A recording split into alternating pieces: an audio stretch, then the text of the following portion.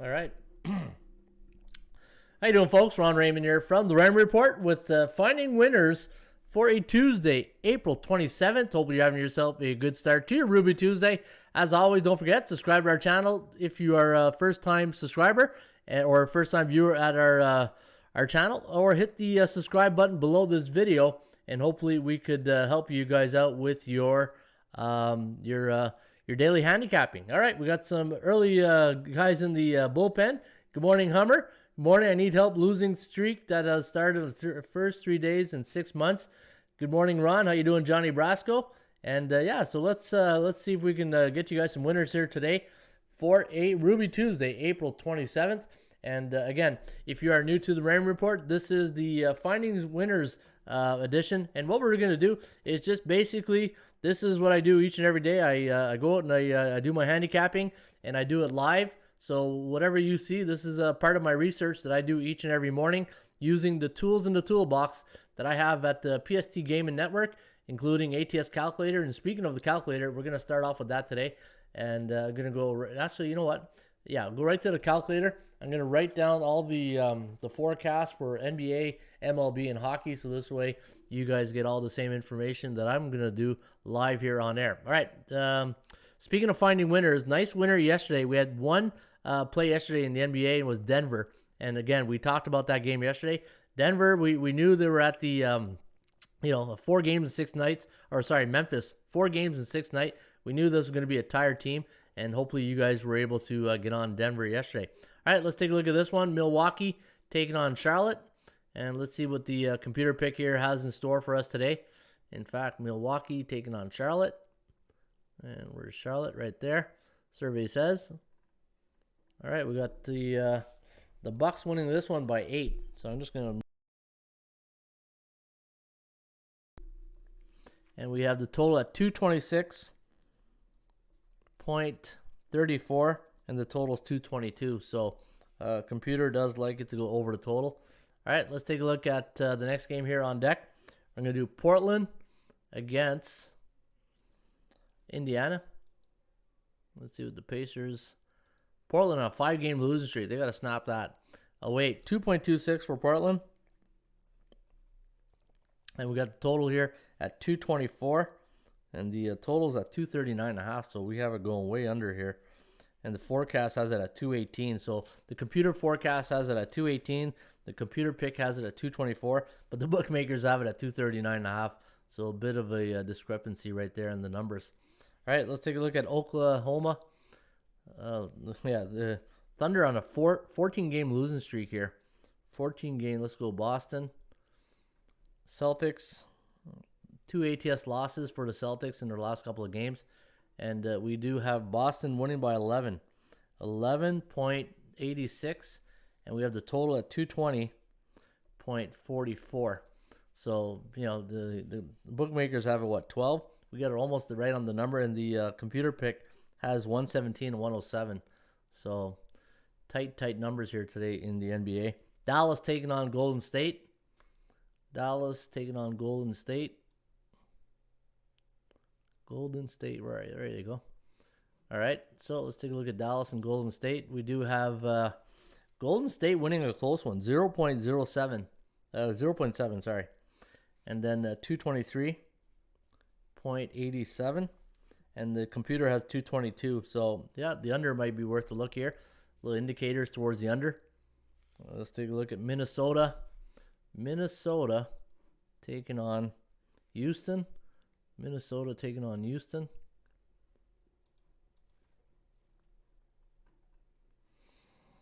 We have Minnesota pulling off the upset, beating Utah twice. That's... Utah better not, in the playoffs, if you go down 0-2 in the playoffs like that, this is not a good time to start. It's never a time to start losing, but especially losing to Minnesota, right? That's not, it's not good for Utah fans. Brooklyn, let's take a look at Brooklyn. But if you're going to get the stinkers out, get them out now. You don't want to get them out in a month from now. And, Brooklyn, not Boston. Let's go Brooklyn against Toronto. Brooklyn against Toronto. 1.57. Wow, for Brooklyn. Let me see. Did I do that right? Let me do a reset here. Brooklyn, Toronto. Yep, 1.57 and 227.4. All right, those are NBA. Let's go to NHL. We have, 8 games in the Bettman circuit today. Islanders against Washington. So we got the New York Islanders against Washington. We got the Washington 0.9. Washington won the last 2 against the Islanders, 5.32. All right, interesting number right there. We got Tampa Bay, Chicago. Tampa Bay, Chicago. Here's Andreas. How you doing, Andreas? Tampa Bay against Chicago. Tampa Bay's in. They're in a tough fight with Carolina and Florida right now. They're leading by 1 point in that division. So Tampa Bay is 0.65 against Chicago, 6.04. Maybe the over is where you want to go in this one. 6.3 with the 5.5. 6.33 in the computer picks. All right, let's take a look here at Detroit, Columbus. Detroit against Columbus. Detroit.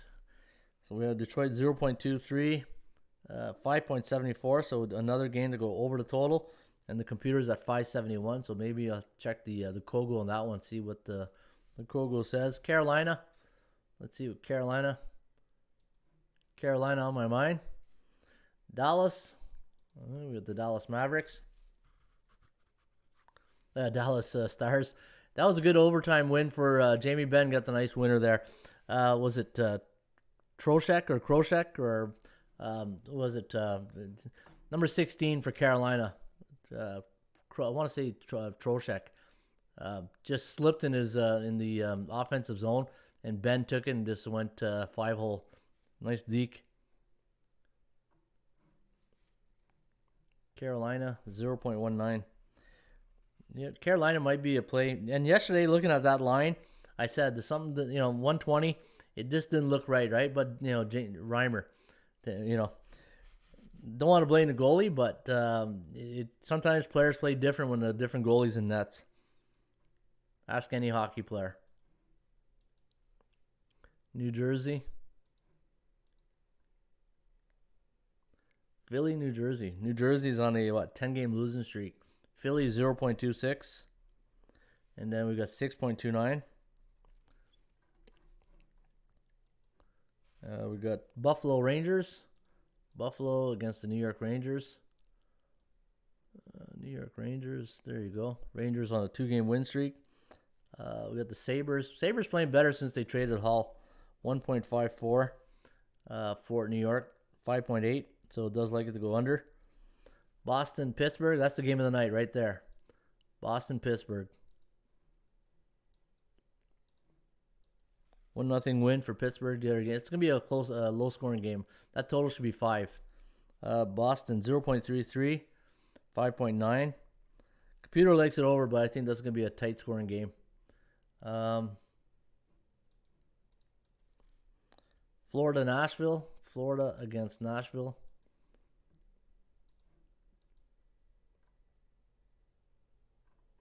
And we got Florida winning this one. 6-2 and 5.84. Big win for Nashville yesterday. It was at 4-1. What do you think about the under 22-23 Milwaukee, Charlotte?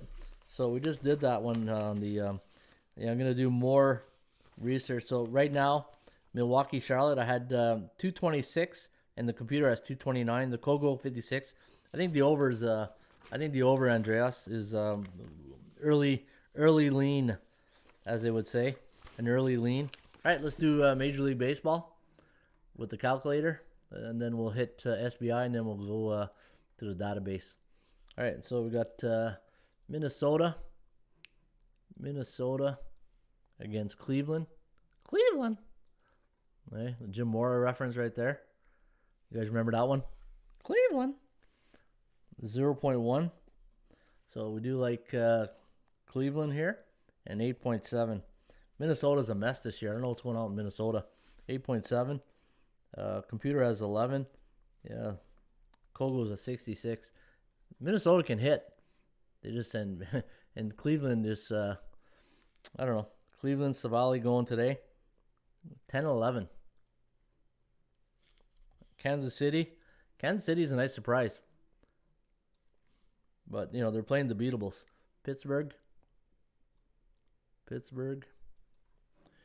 How you doing, Eddie? There's Eddie. Good morning, Eddie.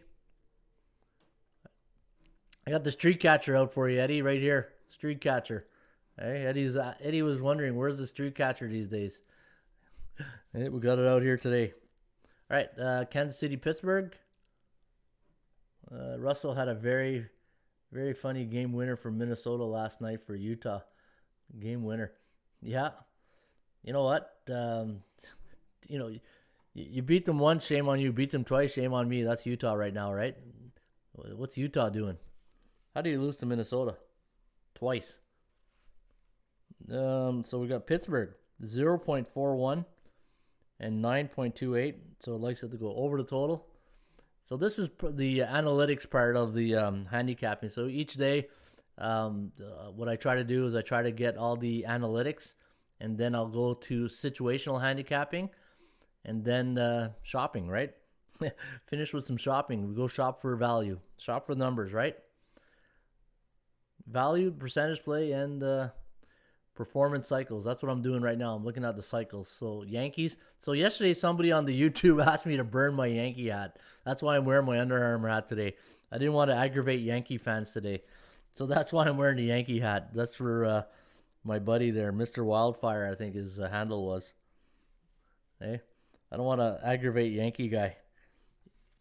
So we do have Yankees winning 0.17. Kluber going today against Zimmerman for Baltimore.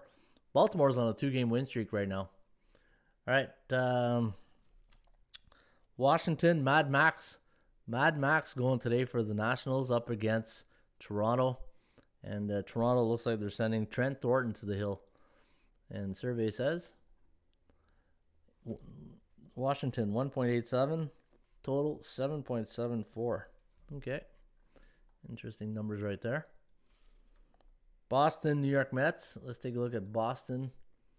Boston had a day off yesterday. New York Mets. I'm going to show you guys something in a few seconds here. A lot of games for the Mets have gone under the total lately. I'm going to show you the last 10 days. I think it's like 1-7-1 to the under for the Mets. What do I got here? I got Boston winning 1.91, 8.43. All right, let's take a look at the next one. Oakland against a nice come-from-behind win yesterday for Oakland. Man, Tampa Bay. Tampa Bay is one of my teams that I like to... there's always a couple of teams you like to watch. Tampa Bay is one of them, and right now, they're hard to watch. They're hard to watch these days. Losing all their pitching. Some of their guys gone in the tank and hitting. But they're still a fun team to watch. I can't wait till Troy gets back. G-Man Choi. Oakland, 0.37. 10.07. I don't know about that. 8.2 is the computer pick. 64% on the Kogo. What's the total in that game? 8.5. You got to give credit to Oakland last night. They had their win streak snap, and then they come back right, after a loss with a win, right? Could have went the other way. Once you lose, it can go really quick the other way also. Chicago Cubs. Cubbies against Atlanta. Cubs have lost 3 straight, so they lost 2 to... They beat Milwaukee in a friggin' by 2 touchdowns, and then they lose on the Saturday and Sunday, and then they lose yesterday 8-7, right? So let me see here. We do have the Braves, and the Braves need this. The Braves need to get on some type of winning streak. It might have to be at Chicago's expense, though. All right, Russell had a very look at the Utah defense. Utah and Los Angeles Clippers, both teams didn't show up last night. Yeah, nobody's showing up these days, right? Looks like nobody's showing up. But it's a long season, and eventually the fatigue kicks in, injuries. Every team goes. That's why I always say in these podcasts, teams can't win and lose forever. You got to find the right cycles and bet those cycles. Oh, no, Miami. No, they're not playing each other. Milwaukee.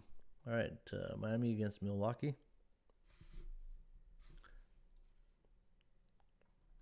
Oh, did I put Milwaukee at the top? Oh, no, okay, I'm doing baseball. I was going to say, I thought I did the Bucks. We're doing baseball. Miami against Milwaukee. What a game last night. Did you watch that game? That was my 5-star best bet. Unfortunately, it was a loser on the under. But the scrappy Marlins. Hey, what do I say about the Marlins all the time? They're just, if you're going into the trenches or you're going to a street fight, you want the Marlins with you. These guys are just scrappy, and they're a good team to watch, and they fight. They never mail it in. The one thing with the Marlins, they won't mail it in. 0.06. So we do like Milwaukee and 7.84. Yeah, they got to Burns pretty good in the 6th last night. They got 5 runs in that inning. Killed our under. Hey, don't you hate those games where it's 1-0 in the 6th, and then you think you got the under, and then all of a sudden, a Baltimore and was it Oakland the other day? They're just these one innings that kill you. You just wish you can get rid of those innings. Hey, let's skip the 8th inning, go right to the 9th. Philadelphia, St. Louis, Philly, St. Louis.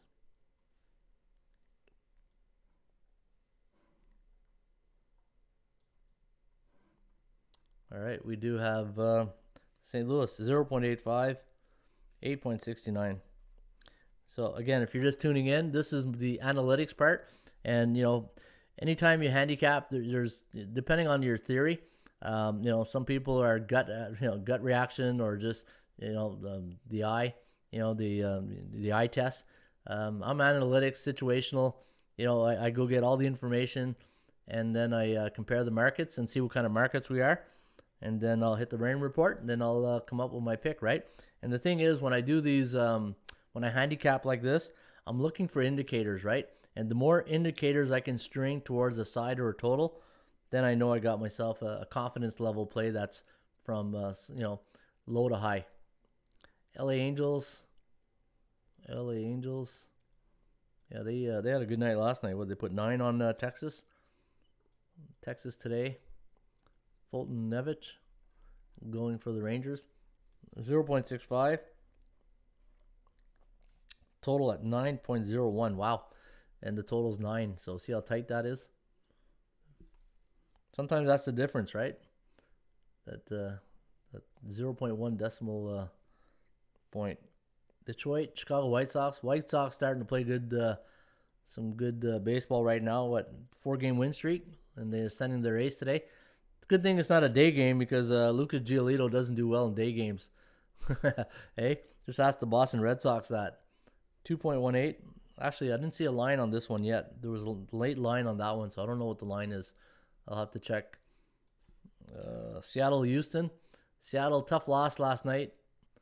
Hey, that was my other pick, Seattle. But I had San Fran. Yeah, San Fran. I think the 49ers showed up there. Seattle, Houston. All right, let me see what we have here. 1.59.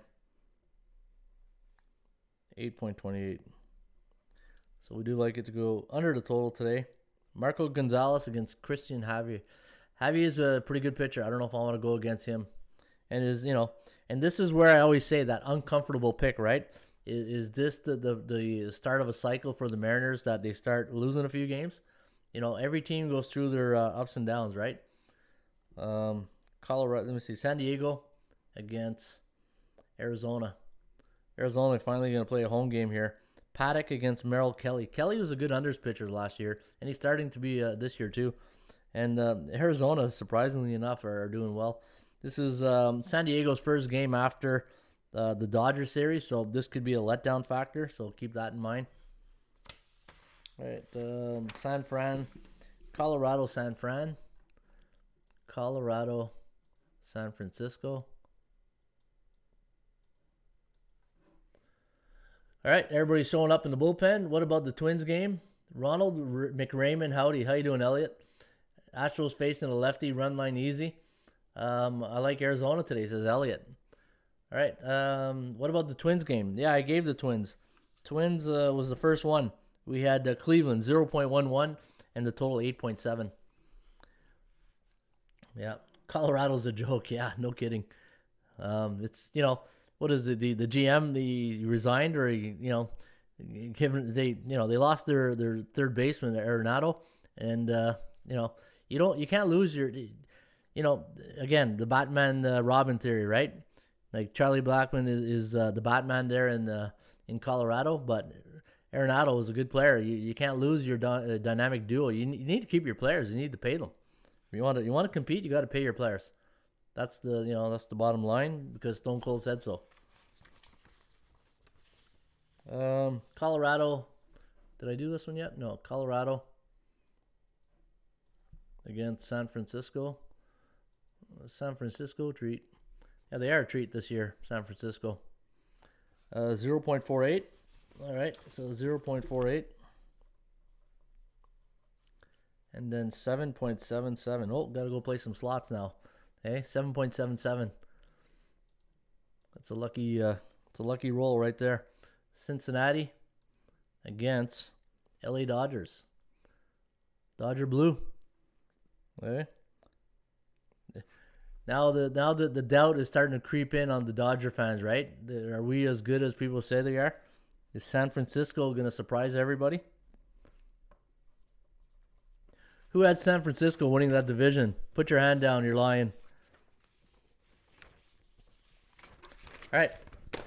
Barrios gets no run support. Cristiano Gotti. Yankees really screwed me by the umps last night, especially on the balk and bogus non-review call. Yankees win big tonight, says Cristiano Gotti. You know what? Like I said earlier, somebody told me to burn my Yankee hat, so I didn't want to aggravate Yankee fans today, so I wore my Under Armour hat. Didn't want to get Yankee guy all upset. All right, let's go to some of the other charts here. Let's take a look at the markets, and then I'm gonna show you guys something on the database, the hot teams right now. So this is the Major League Baseball. So this is I call my Bears and Bulls report. Look at the top teams right now in Major League Baseball. The top 5 teams, teams that are A-type teams, right? A-type teams. So the A-type teams in baseball right now: Kansas City, Los Angeles. Now you see it's in pink or red. That's because they're bearish right now, the Dodgers. So a good team, but they're going through a really tough stretch. So the confidence level on the market are, the people are still going to play the Dodgers, but with low confidence, right? Oakland, 6-1 or last 7, they're bullish. San Francisco, Boston. So of all these teams, Kansas City, LA, Oakland, San Francisco, Boston, a lot of these are uncomfortable picks. When you're picking some of these teams, you're doing it with some reservations, right? Milwaukee, Chicago White Sox, these teams here, they're bullish too. Let me see here. Yeah, they're bullish. So White Sox, Milwaukee. So these are teams that are hot right now. These teams that are bullish, these are teams that the public are betting with high confidence because they're on a good little run right now, right? And if you look at some of these teams like White Sox, Milwaukee, these aren't your Yankees, Tampa Bays, Atlanta Braves, but people are still going to bet the Braves. They're still going to bet the Yankees because of that public, that public reputation they have. It's like the Dallas Cowboys, right?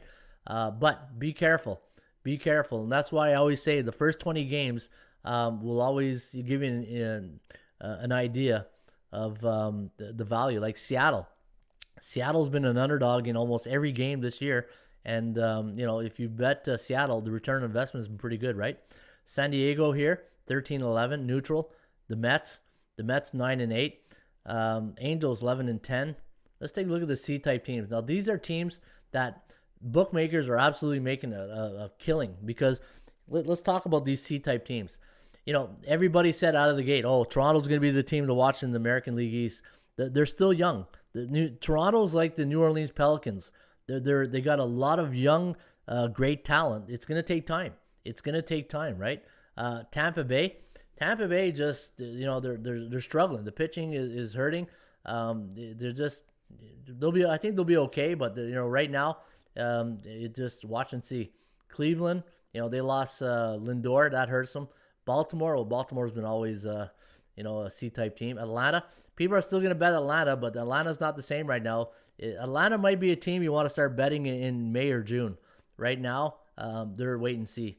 The Marlins, even though they're a C-type team, they're still scrappy. The one thing with the Marlins, though, and because they're a C-type team, I don't bet them, is that there'll be value on the Marlins, right? Like last night, how many people bet the Marlins last night? Cincinnati started really hot out of the gate. Now they've cooled down. The Cubs, the jury's still out. Washington, they had that COVID situation at the beginning, and sometimes when you're out of the gate late, now you're starting to see what happens, right? Yankees are old. Yankees look like an old team, and they're a nice team. Remember I said earlier in the week, the Yankees they got no scrappiness to them. They got no, Gardner's there, but now that you got Odor, you got to be scrappy. You got to show up and want to fight. I just don't see that. They too many nice players. The Yankees have too many nice players. Texas, Colorado, Minnesota. Minnesota's a bit of a disappointment, and Detroit, right? All right, let's take a look at the NBA. Let's see which team in the NBA are confidence level wise in the market. See how they're doing, and let me. I'm gonna bring up the database also. I'm gonna show you guys some stuff, some stats on totals and sides in the last. We'll do baseball, then NBA, then NHL. All right, where's the NBA? All right, let's take a look at the NBA. Let's take a look at some of the top teams right now that are bullish right now in the NBA. And then we'll do the SBI. I forgot to do the SBI. I always want to have my finger toe in the water, as I said yesterday, on what's going on in the markets. Washington, look at this. Even though the Wizards, they lose last night? I thought they lost last night. Or did they come from behind? Was that the other night? Washington.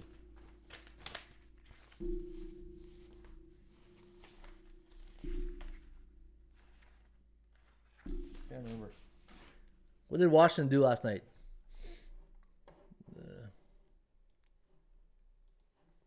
Let me go back to my odds. Man, following 3 sports at once is sometimes tough. I had 4 TVs going last night. I had Major League Baseball, watching that Brewer game, 2 NHL hockey games, and then I watched the New York Knicks game. Knicks was a good game. Phoenix were behind, and CP3 went off in the fourth quarter. Feel bad for the Knicks because they're like the bad news Bears, right? You want to cheer on the bad news Bears. That's what I feel like the Knicks are. All right, let me see here. Last night, 26. All right, Washington. Yeah, that's right. San Antonio in overtime, 146, 143. Tough way to lose your losing streak, right? Raptors 112.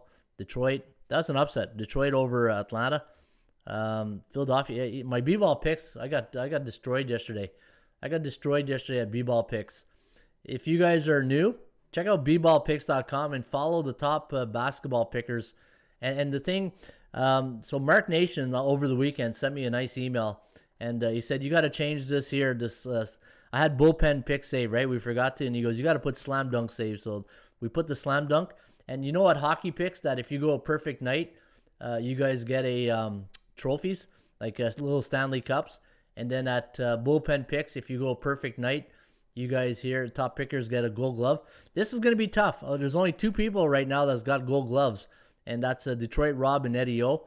I'd be shocked if anybody gets 5 gold gloves this year. I'd be absolutely shocked. I think the most we'll get is 3, because try to run the board in baseball, and you got to pick your, hopefully you get those days where there's 6 games. Like I know these guys went 9-0 that day. So, and now the new thing now at B-ball, where's B-ball picks? Where's my B-ball? There. To honor Kobe Bryant, anytime you guys go a perfect night, you pick up a Kobe. So anybody who goes a perfect 4-0 at bballpicks.com, and you pick up a Kobe award. And it's to signify perfection, right? Kobe was a perfectionist. He was a winner. And anybody who goes perfect 4-0 or better wins a Kobe. And it comes out nicely too, right? How many Kobe's have you got? So if you go to bballpicks.com and you run the board, you pick up a Kobe logo or your trophy, and you get a Kobe. So I thought that was I thought that was pretty cool. All right, where was I here? Okay, Washington. So the Wizards here, they're bullish. New York Knicks, tough lot. Denver, we had Denver yesterday, 6-1. Golden State, a B-type team that's pretty hot right now. San Antonio, Toronto, look at that. The only team below 500 that are bullish right now, right? So if you're betting on Toronto, right now, they're in a bullish, market, but they're still a C-type team, so they're hard to trust, right? So you're picking them with that uncomfortable feeling. Clippers 5-2, and then you got Portland down here. Portland's really struggling, 5 straight losses, and then you got New Orleans, Cleveland, Orlando. So, all right, Kobe Award is mine, says Elliot. Right on. Yeah, go win a Kobe. You got to pick up your Kobe. Already got me the Jordan 23.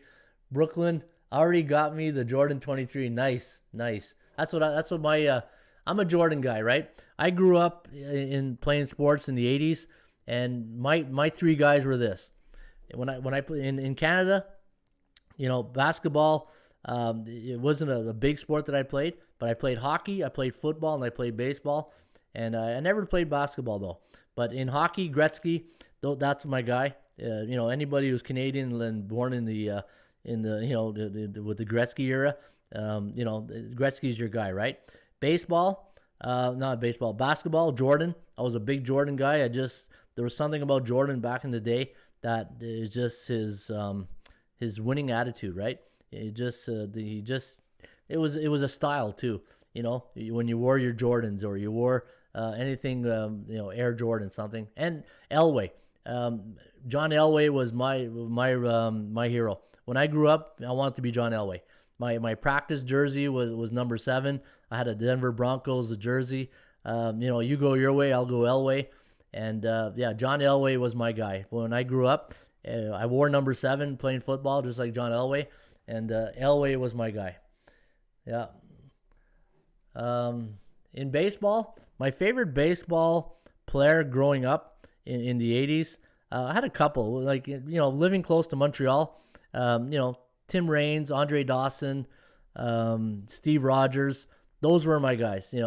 Those to me, I was an Expo guy, and but Tim Raines, The Rock, was probably one of my favorite players growing up.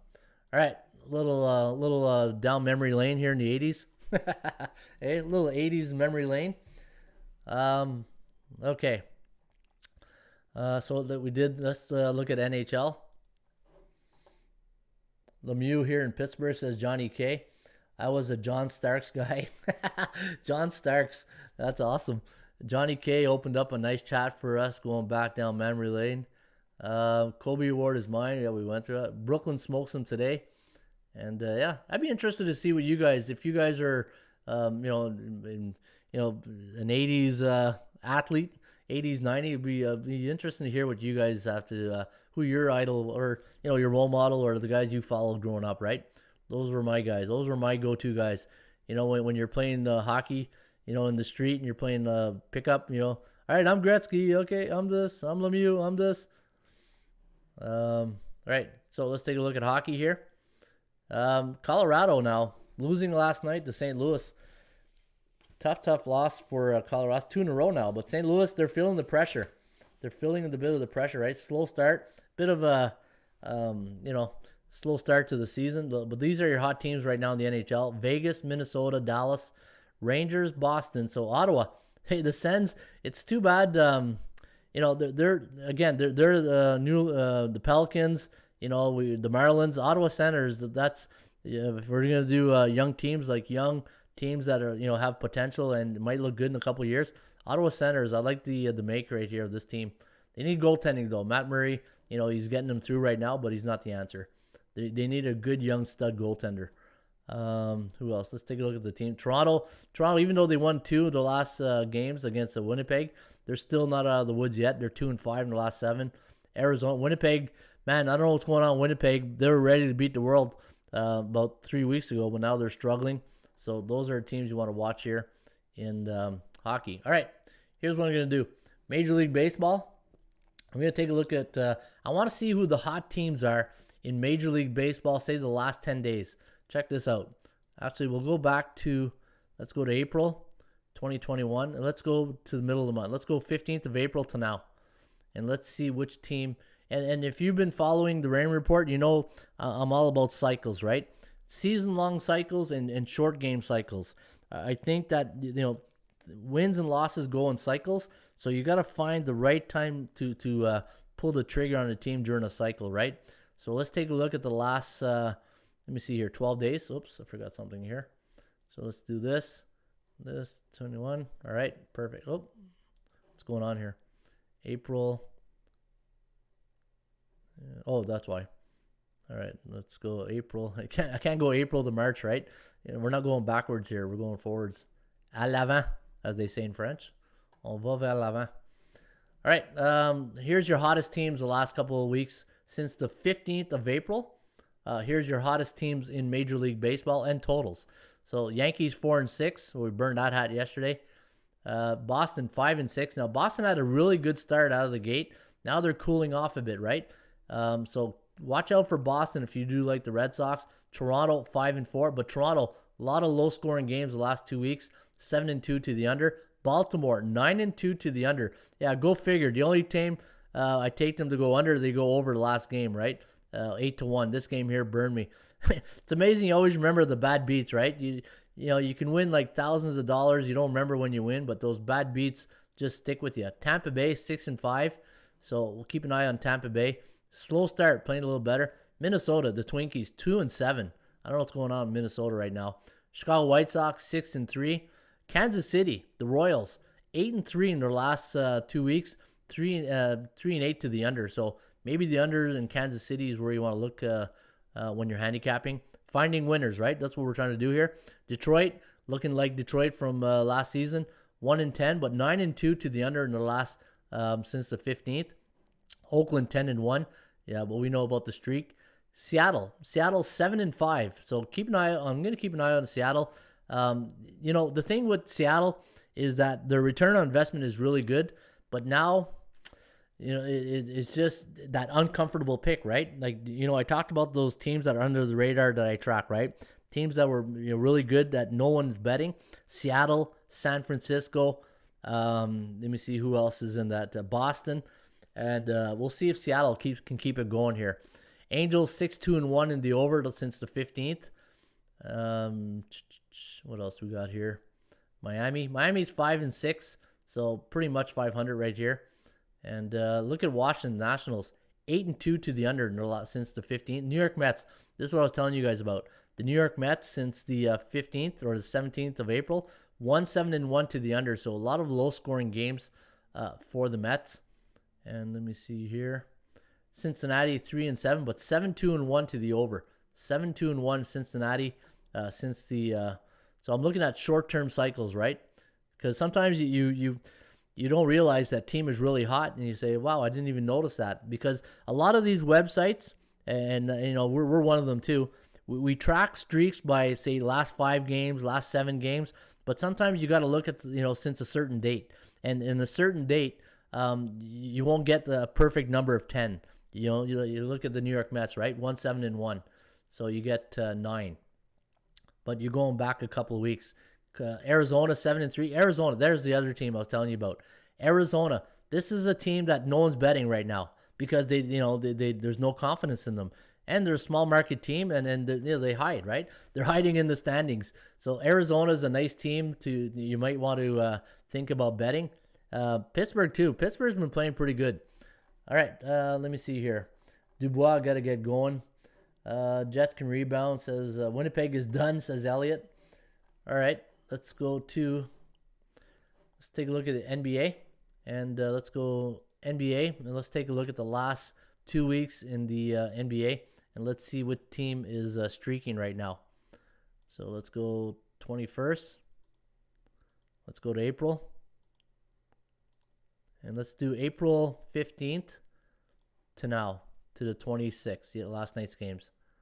So let's go from 16th to... All right, let's see which teams are... not a lot of... maybe I should do... Today's what? The Tuesday? Maybe... Let me check my schedule here. Tuesday, 13th. Yeah, maybe I'll go 2 weeks. Let's go back 2 weeks. So let's go to the 13th of April. 13. We'll go back 2 weeks. And this is what I mean, right? Like getting a sharp, like a square number like 10, 5. Sometimes you can do that, but it's also good to do like the last 2 weeks, right? Let me see here. 14, 26. All right.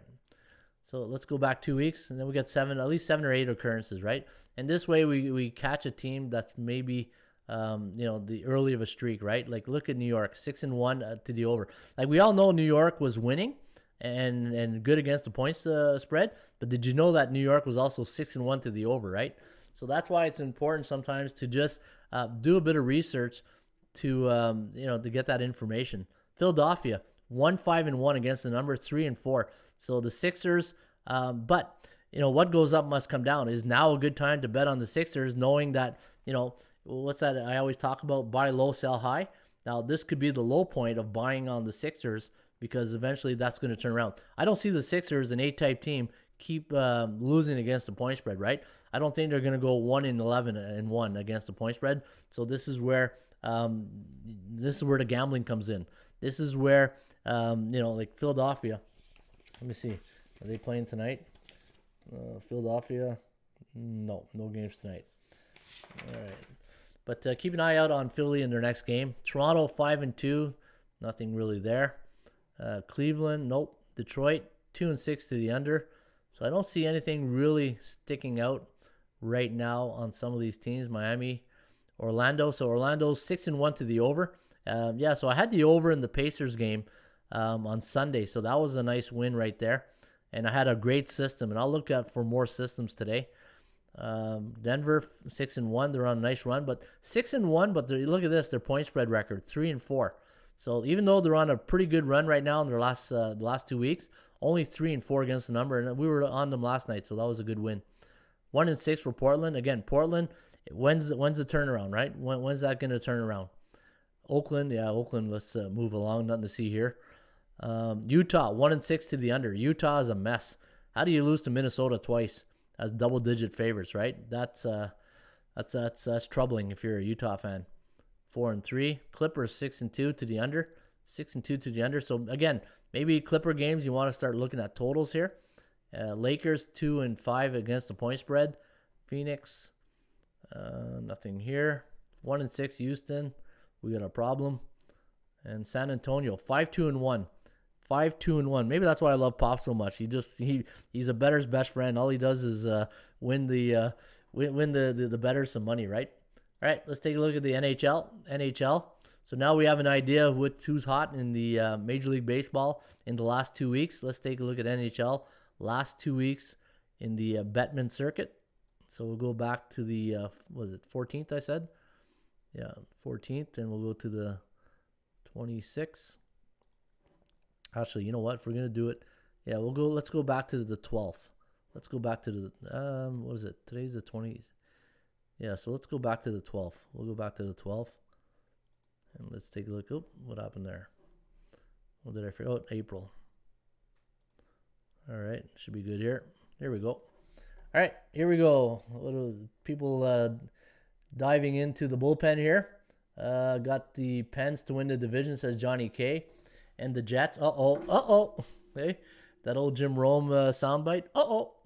Like the Dodgers over. Ready. What about Brooklyn -6 versus Toronto? Looking to Brooklyn. KD is back and playing very well. Yeah, there's Batman, right? Batman's back.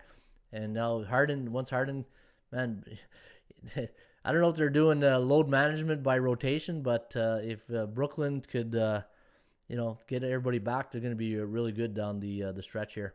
All right, so we're looking at hockey. These two columns here. This is the straight up column, and this is the over under. So right now, the last 2 weeks, the best teams in the divisions. But they're all playing. They're all playing division games. So really, this shouldn't matter. I'll do something else. I'll show you guys something else after this.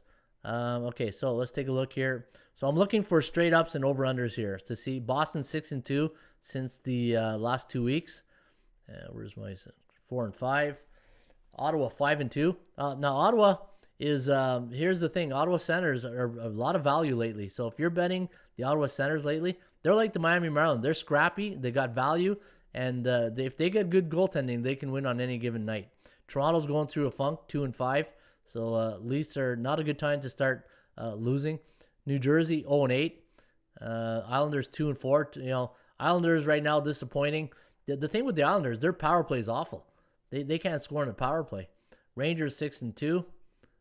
Pittsburgh 5-2. Penguins are heating up. Let me see here. Washington 5-1 to the over. So a lot of high scoring games involving the Capitals. So maybe the over tonight. Columbus 5-2 to the over. Another trend leaning that way to the over. Colorado 4-1. Colorado 3-2 in their last 5. Not being dominant. Minnesota. If you're looking for a team like Ottawa, Minnesota's a funny team. They don't have a lot of high-profile players. It's like bullpen by committee.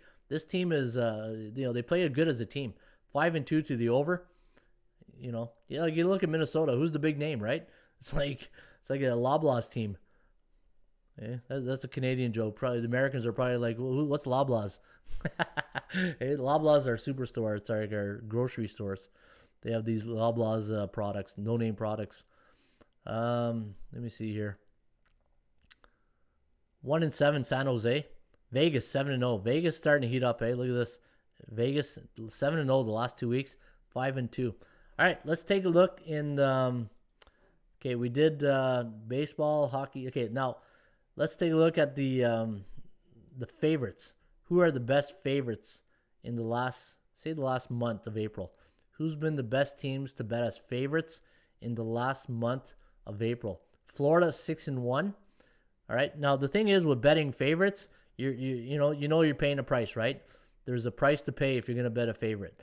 So, and this is why we looked at the last 2 weeks with no roll. When you look at that, we did the search of teams with no roll, right? Just we went Loblaws. Hey, we went Loblaws. Just very no nothing like no favorites, no underdogs. We get to, but as soon as you attach some type of perception to them, like a favorite and underdog, let's see what the record is, right? Perception versus reality. So Florida 6-1 as a favorite, Tampa Bay 8-4, Boston only 8-5 as a favorite in the month of April, Montreal 3-5. So Montreal is not a good team, and this is where if you follow the Raymond Report and I talk about A, B, and C type teams, this is where you see where you can't trust C type teams. And Montreal is a C type team now. I don't think they're above 500 yet. The Habs. I have to check their record. In fact, let me Montreal. What's Montreal's record right now? 21-26. Yeah, so they're 5 games below 500. So you see, you can't trust Montreal right now, right? All right. So where was I? 3-5, 2-6 to the under though. Even though without Carey Price, they're still playing low scoring games. But who's besides Toffoli, who's going to score in Montreal? Gallagher's out. Gallagher's your scrappy, pick up the leftovers in the crease type of player. Islanders 7-3 as a favorite. Even though they struggle scoring as a favorite, they've been pretty good in the month of April. 3-7 to the under. Rangers 8-3 as a favorite, C type team. Pittsburgh 6-2 as a favorite, so Pittsburgh's been pretty good. Carolina, look at this, 8-5. They've been a favorite in almost every game, 13 times, right? Washington 6-2, but 7-1 as a favorite to the over. And Colorado 8-3. Colorado's 8-3 as a favorite so far. So we're looking for teams to trust. There's Minnesota again, 7-2, 6-3 to the over. Dallas 8-3. Stars are playing better. You know what? The Dallas Stars are playing better. Chicago 3-1, so they've only been a favorite 4 times. Nashville 5-1, 5-1 as a favorite. Edmonton 5-2, and let me see. San Jose 1-4, and Vegas 10-3. 10-3 in the month of April as a favorite. All right, let's take a look at NBA favorites. Let's see which team we can trust in the NBA as a favorite. And let's go in the month of April. April 1st, and let's go 26. We'll go up to yesterday. 2021. Let's go take a look at the favorites. All right, so who are the best teams as a favorite right now? So favorites in the Atlantic Conference are hitting 57% against the point spread.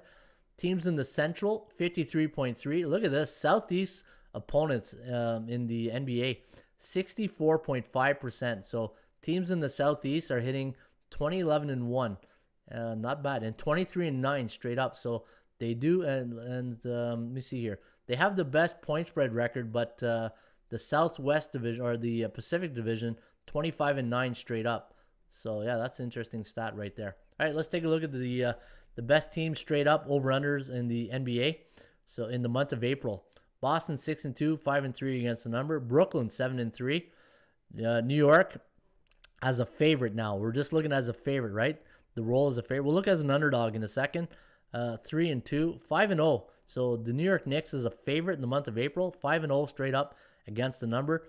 Sixers 7-3, 4-6. So remember I said earlier that Philadelphia in the last 7 games weren't really trustworthy. This might be a good time to start betting on Philly depending on the number, right? 8-2 to the under. So when Philadelphia is a favorite in the month of April, 8-2 to the under so far. So a lot of low-scoring games. Toronto, Chicago, Cleveland, Indiana 5-1 as a favorite, but only 3-3 against the number. So I'm only going to bring up the record. So Atlanta, the Atlanta Hawks, 7-1 straight up, 7-1 against the number in the month of April. So Atlanta's been a nice team. Miami 7-3 to the over in the month of April. So a lot of as a favorite, scoring a lot of overs right here. Washington had a good run, 6-1. Washington being a favorite 7 times in April, that's a surprise in itself, right? Denver 9-3, but only 4-8 as a favorite. So even though we got lucky last night, we took Denver, but we took advantage of a Memphis team that was tired, right? Playing 4 games in 6 nights. That was a tough situation for the Grizzlies. And that's why when you do these types of shows, we're looking for situational handicapping, analytics. You see how everything's got to come together, right? To get a really solid play. You can't just throw a dart, because even when you throw a dart, you're probably just going to hit 50%. Clippers 10-1, 3-0 Lakers. Yeah, Lakers need their players back before they start getting more favorite roles. Phoenix 7-2, but only 3-5-1. Only 3-5-1 as a on the point spread. Dallas 7-4. All right, those are the favorite. Let's take a look at the underdogs in the NBA. Who's been the best dogs in the NBA? Let's go April 2021. 26. All right, who are the best dogs? The best underdogs. New York 7-2.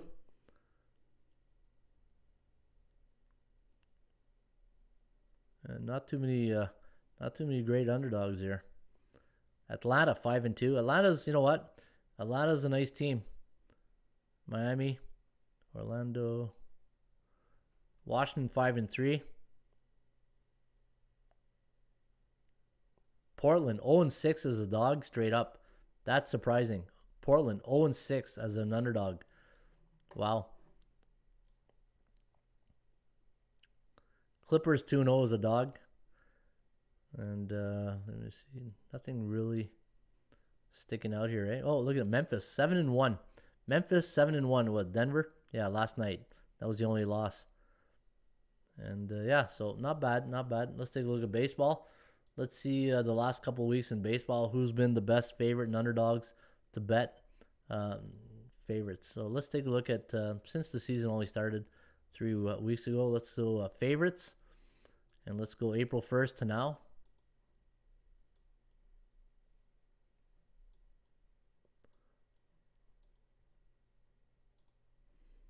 All right, so favorites, April 1st, 2021. Let's see where the best favorites are in Major League Baseball. All right, let me take a look here. So Yankees 8-12, but 14-6 as a favorite. So if you're betting Yankee games if they're favorites, they're killing it on the under right now. Boston. So I'm only going to talk about things that really stand out. I'm not going to go through every one of them. Tampa Bay. Minnesota, 4-8-2 to the under as a favorite. Not bad. Kansas City, 9-3. Kansas City as a favorite. Detroit. Oakland, 10-5 as a favorite. Seattle, 2-0. Only been a favorite twice. That's amazing. Only been a favorite twice. Texas, 0-3 as a favorite to the under. Philadelphia. New York Mets, 3, 9, and 2 as a favorite to the under. Chicago Cubs 11 and 3 as a favorite to the under. And you see the under is playing a big role this year. Cincinnati 11 and 4 to the over as a favorite. So Cincinnati, if they're a favorite, 11 and 4 to the over. San Fran 9 and 4 as a favorite, 3, 8, and 2 to the under. Dodgers 15 and 8. San Diego as a favorite, 13 and 4 to the under. So pearls, as my good friend Greg Dempson would say, those are pearls, baby. We got some pearls right there. All right, let's take a look as an underdog. Let's see if we can find any value as an underdog this season in Major League Baseball. Boston Red Sox 5 and 1 as a dog. Toronto as an underdog, 10 and 2 to the under. Toronto 10 and 2 as a dog this year. Baltimore, Tampa Bay to the over, 9 and 4 to the over. Tampa Bay when they're a dog. Minnesota, Minnesota's a disappointment. 1 and 8 to the under. So Kansas City as a an underdog, 1 and 8. I'm going to check what they are as a favorite. See if there's a big difference. I'm going to come back and remind me to do this one again. Kansas City, KC as a favorite. See what their over-under record is compared to, see if it's Jekyll and Hyde syndrome. Detroit, 6 and 13 as a dog to the under, but I think every game is going to be an underdog almost 90% of their games. Texas, Houston 5 and 1 to the over as a underdog. Atlanta 2 and 5 to the under as an underdog. Miami, Philly, Washington 3 and 8 to the under as a dog. Chicago, St. Louis, Pittsburgh, Cincinnati, only been a dog 7 times. Milwaukee 8 and 2 as a dog, 3 and 7 to the under. Too bad. Okay, that's interesting. That's an interesting. I had the under last night, but they were a favorite. Maybe I gotta wait till they're a dog, right? See, that's why you do these things. So you know. Mental note. Take a mental note. Anytime Milwaukee's so far as an underdog, 3 and 7 to the under. And, some teams don't do well against lefties, right? I know Tampa Bay doesn't do well against Colorado as an underdog, 12, 5 and 1. Wow, interesting right there. Yeah. All right. Oh, Kansas City, right? I want to see Kansas City. Let me see as a favorite.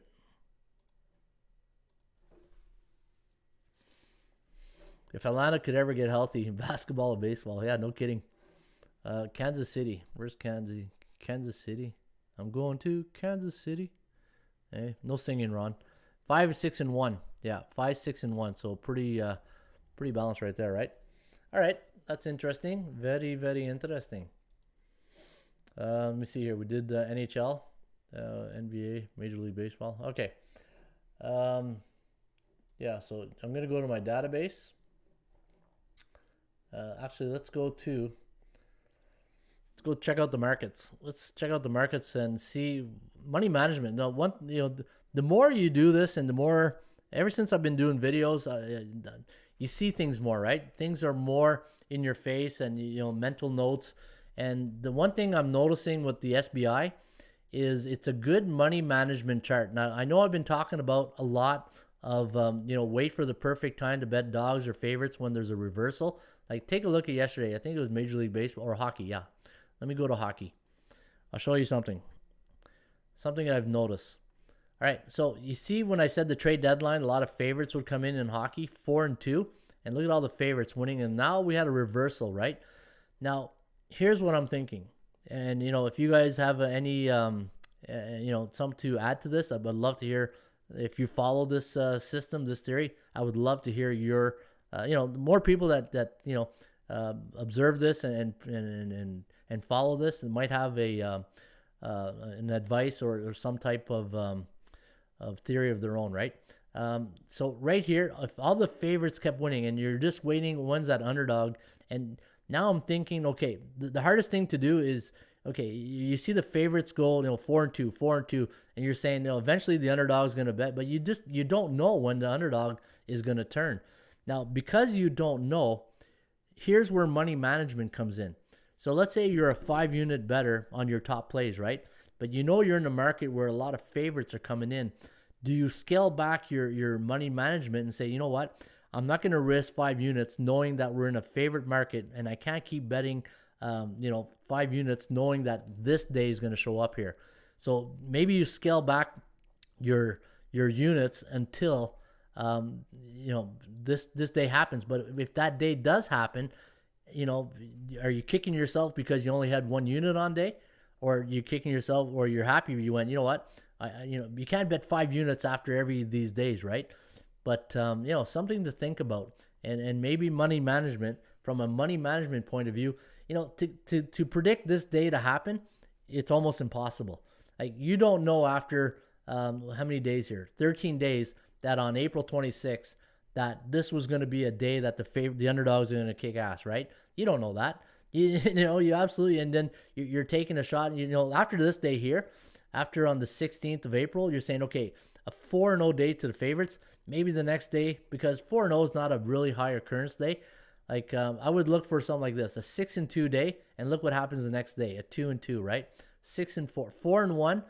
The low occurrences, like 4-1 is only 5 games, 8-3, and then it's followed up by a 4 game the next day.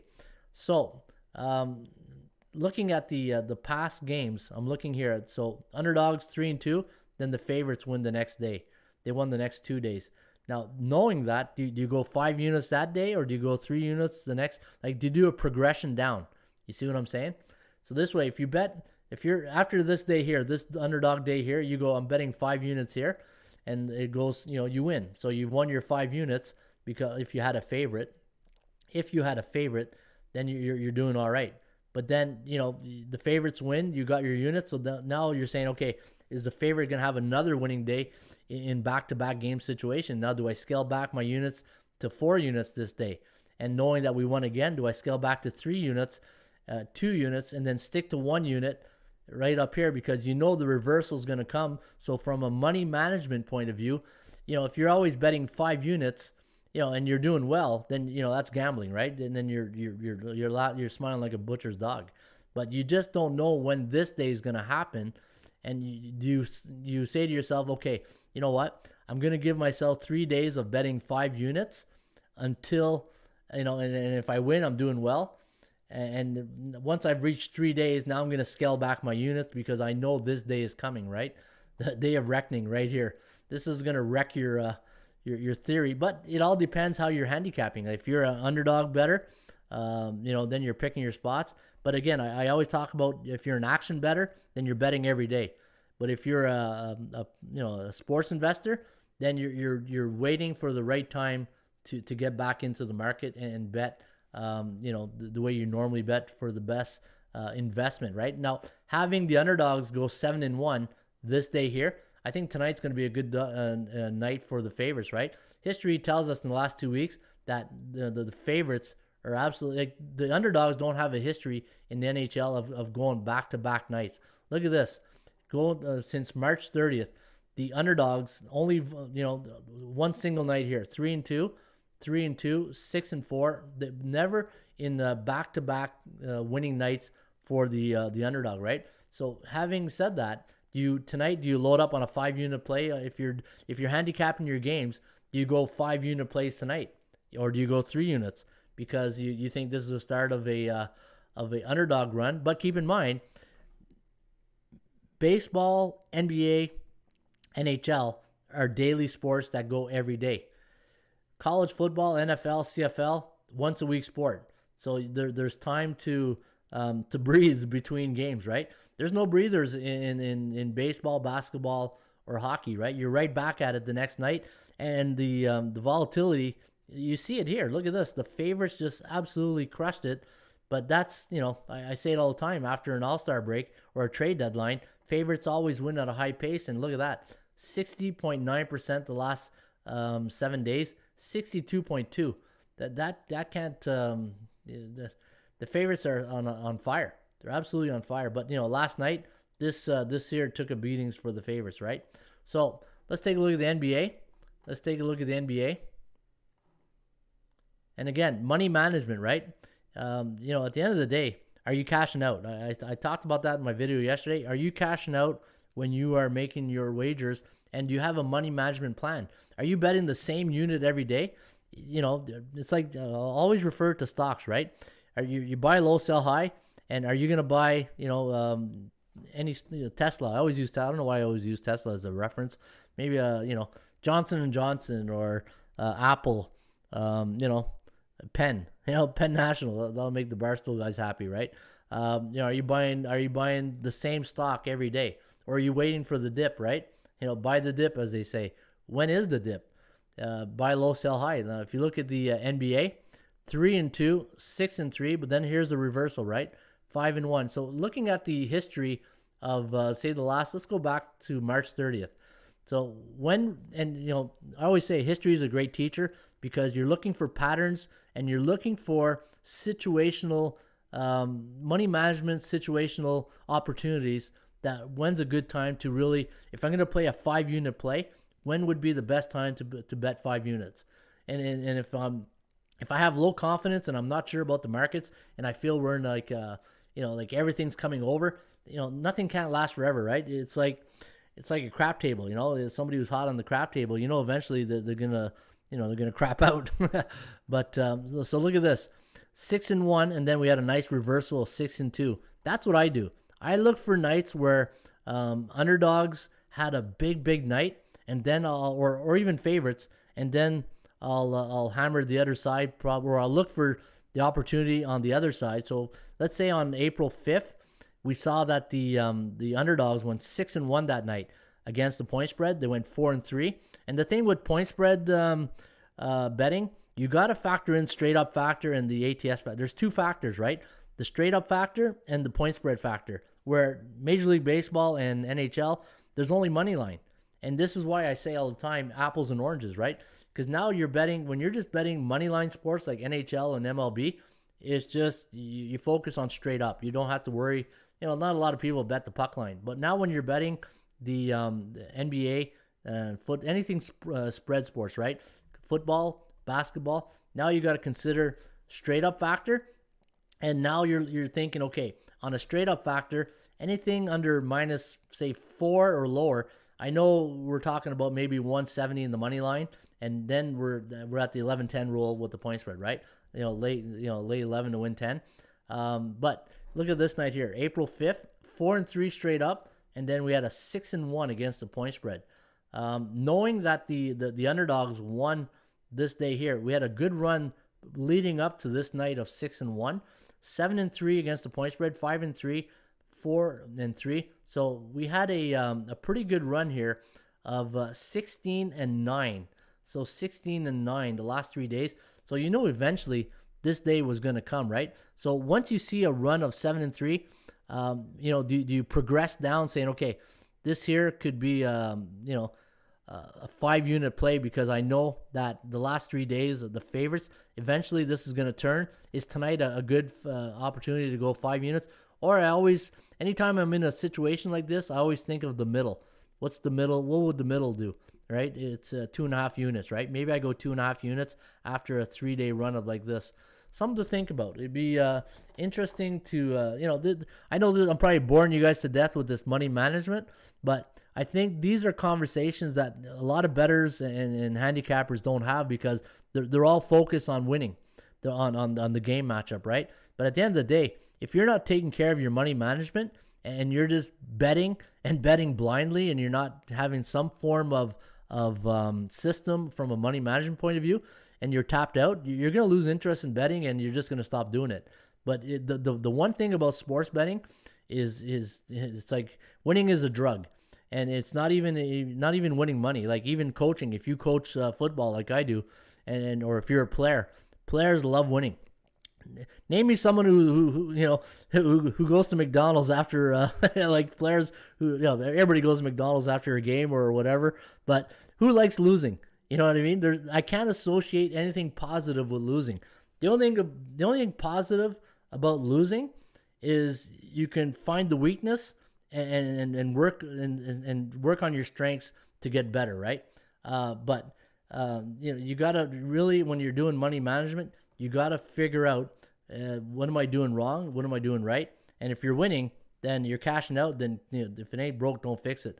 But if you're not cashing out and you're not making money, then you got to go back to the drawing board and say, what am I doing wrong? And the one thing you should do too is, if you have help, if you have buddies, If you have people that are successful, find out what they're doing to win.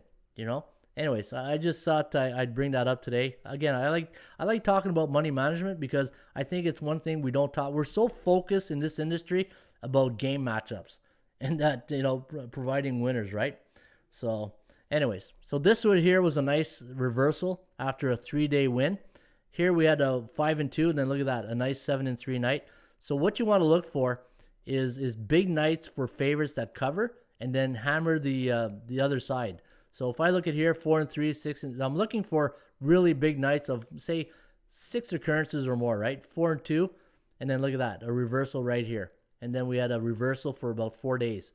So we had a nice run here of 4 days.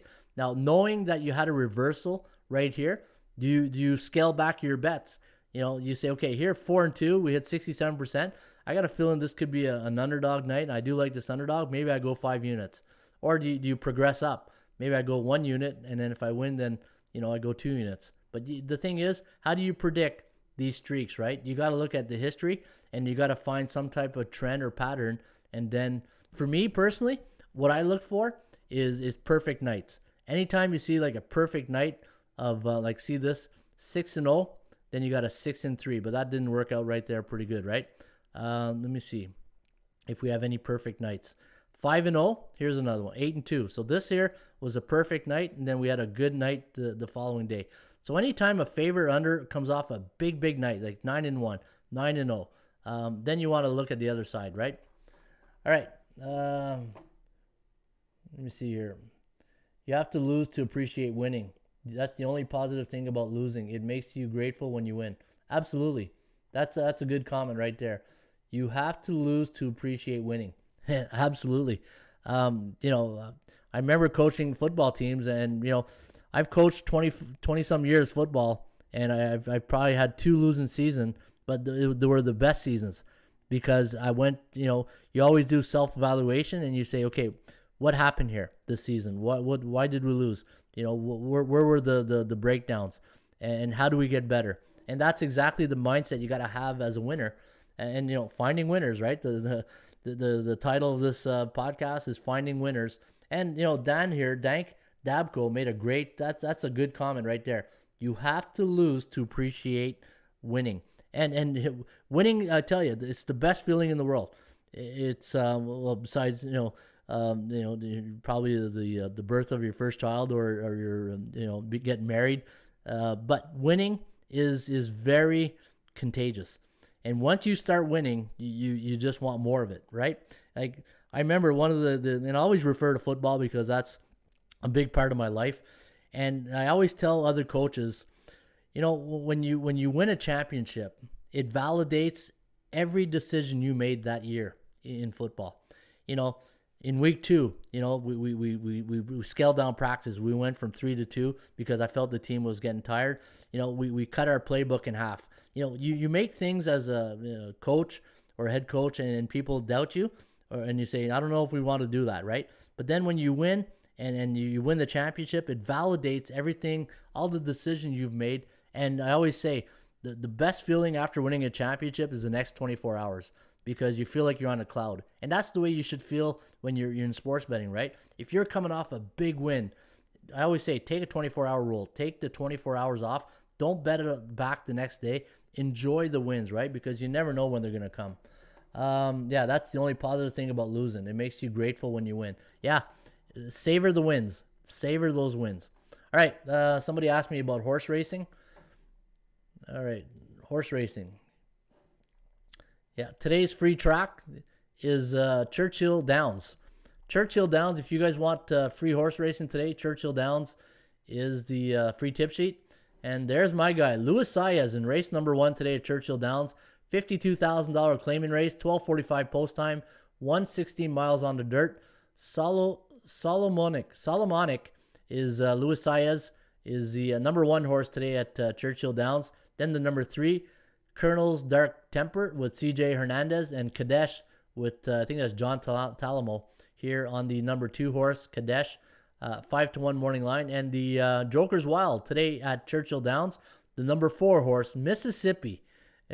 Mississippi Queen. That's a great tune. BJ Rano is on the number 4 here. Mississippi. 6-1 morning line today at race number 1 at Churchill Downs. And folks, if you are a horse enthusiast and you want some horse picks, go to free tip sheet. Today's free tip sheet is Churchill Downs. All right, finding winners. How long is this podcast going here? 75 minutes. Wow, that's a lot of rambling today. Let me take a quick look at some of the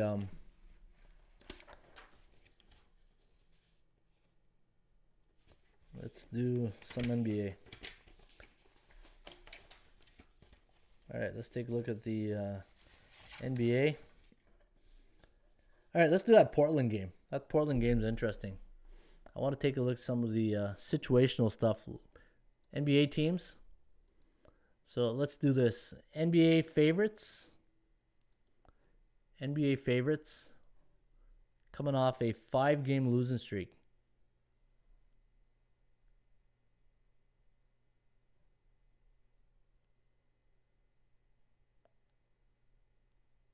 All right, 5 more game losing streak. All right, let's do that this season.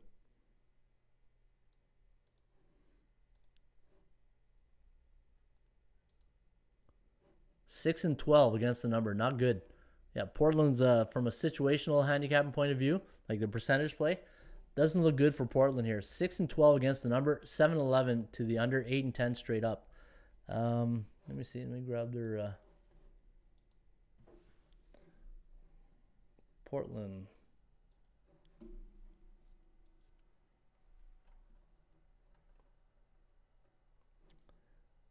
Two ATS losses. So let's do favorites coming off 2 ATS losses on the road.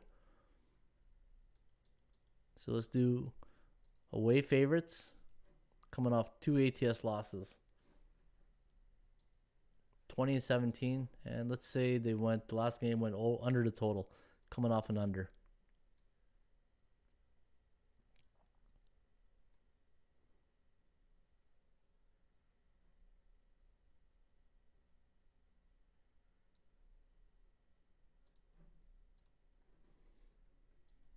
$12 and 6. All right. Not bad. Not bad. Let me take a look here. Chief. Yo, Ray. How you doing, Chief?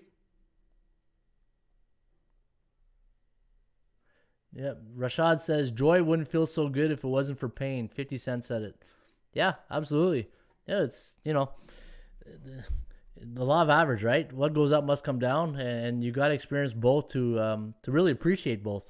You got to appreciate, before you can appreciate winning, you got to understand losing, right?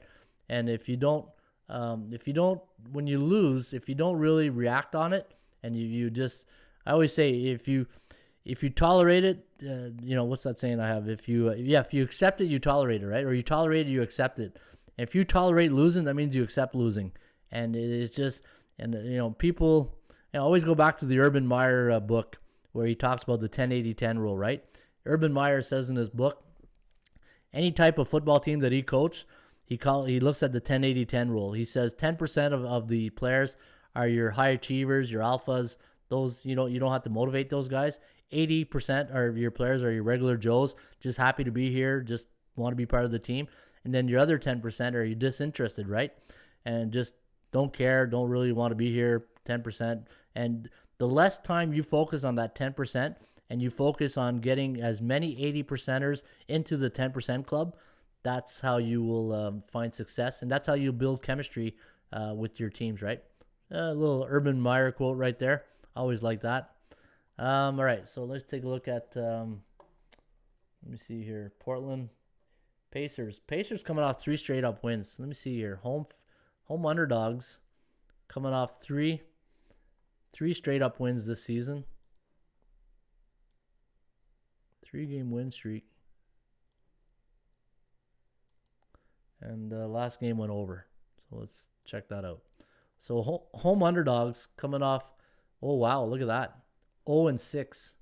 Not good. Let's do home teams, or let's do underdogs.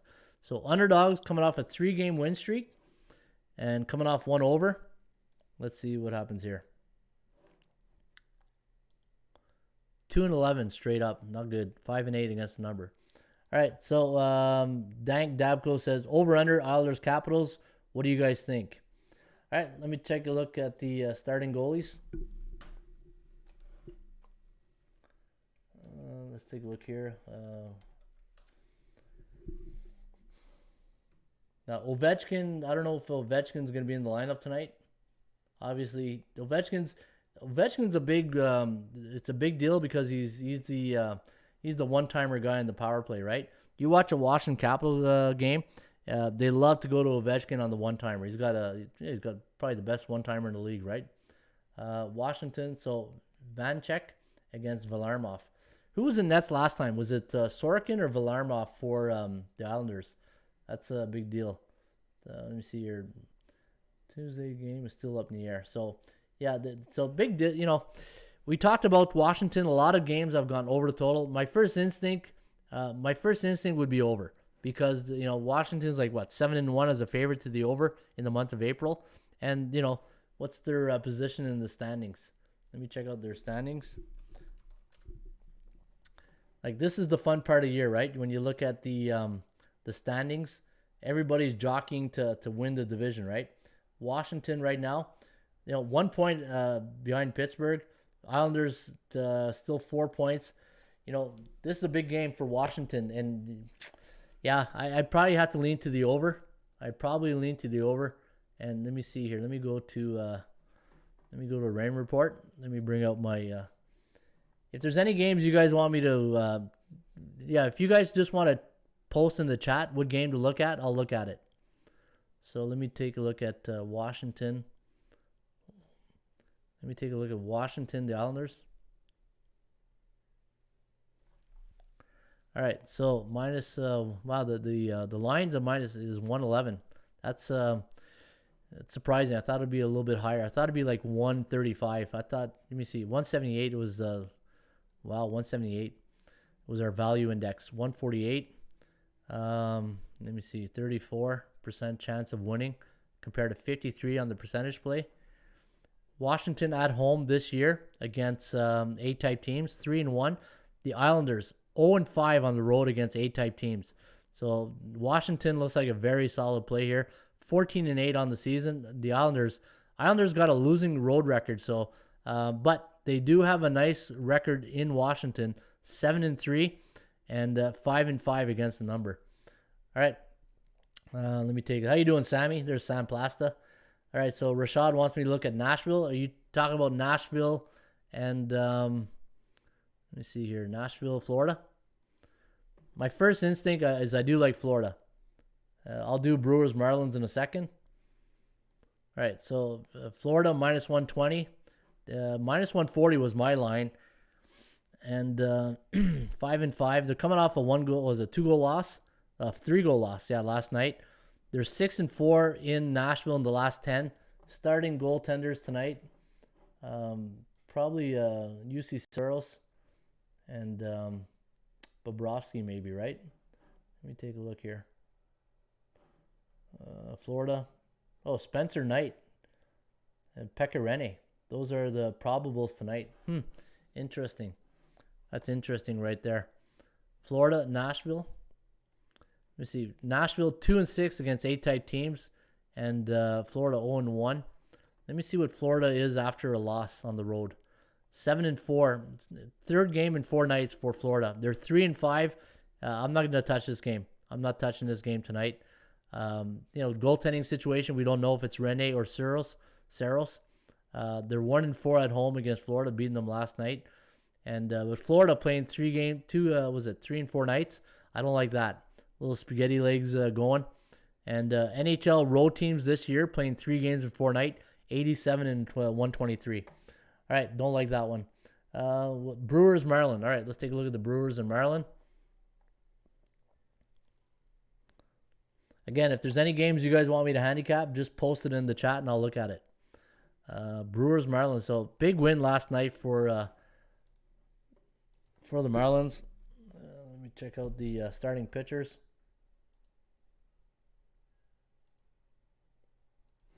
All right, so we got Daniel Castano against Adrian Hauser. And when I look at the starting pitchers tonight, so 0-1, 3.68, 3.60 ERA, 5 innings pitched. So they're giving a, I always look for, when I handicap baseball, I want to see if pitchers are giving us good innings, right? Or if you get a veteran that's only gone 2-3 innings last game, then I might look at that too, because veterans normally will work their way out.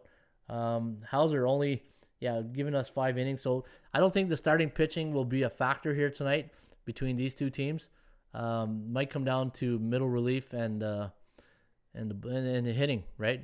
Let me see. Miami 1-0 against B-type teams. Milwaukee 3-5 at home against C-type teams below 500. That's interesting. Let me check this out. Let me see Milwaukee against teams below 500. So what's their record? So they are 10-12, so about 40-some%. So let me go to my database. And let's go to Milwaukee against teams that have a 41 to 50% win percentage this season.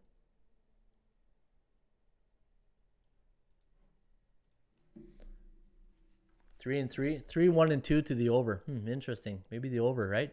I do. Maybe the over. Let me see here. Castano is a what? Is a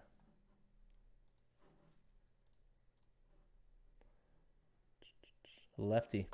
Milwaukee against lefties. Let's see how Milwaukee does against lefties. Milwaukee against left-handed pitchers this season. 5-3, 2-4 to the under.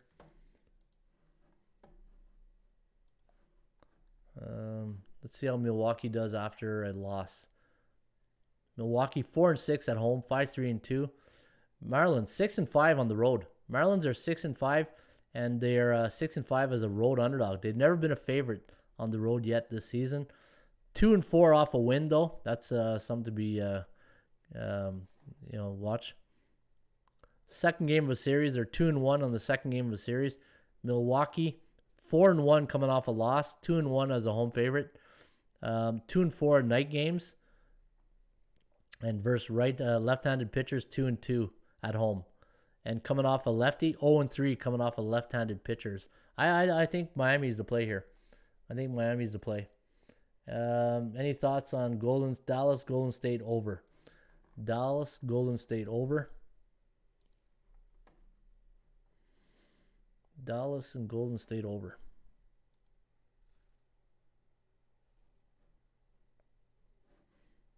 All right, so we got the 222. 224 is the total. I have 222.4. The code goes at 61, so the percentage play likes the over. Dallas, though, look at the 5-5 in their last 10. Golden State 7-3.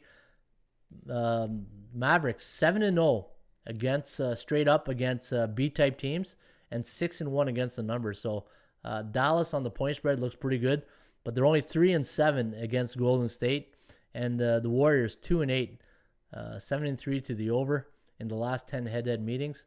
Let me check something out here. 5-11. So Dallas on the road this season, coming off a loss, 5-11, and the league average is 237, 233, and 2. Coming off a road loss as a favorite, 29-42 to the under. So you can see a lot of unders are pointing unders, right? Let's see Golden State, 9-7, 19-6 after a game they scored. So the NBA teams this year at home, that coming off a game where they scored 117.4 in the last game, 19-6 to the over. So a couple indicators right there. I don't know where I'd lean right now, but I do like this. I do like the fact that Dallas is 7-0 and 6-1 against teams that are 50 to 59.9 in the standings.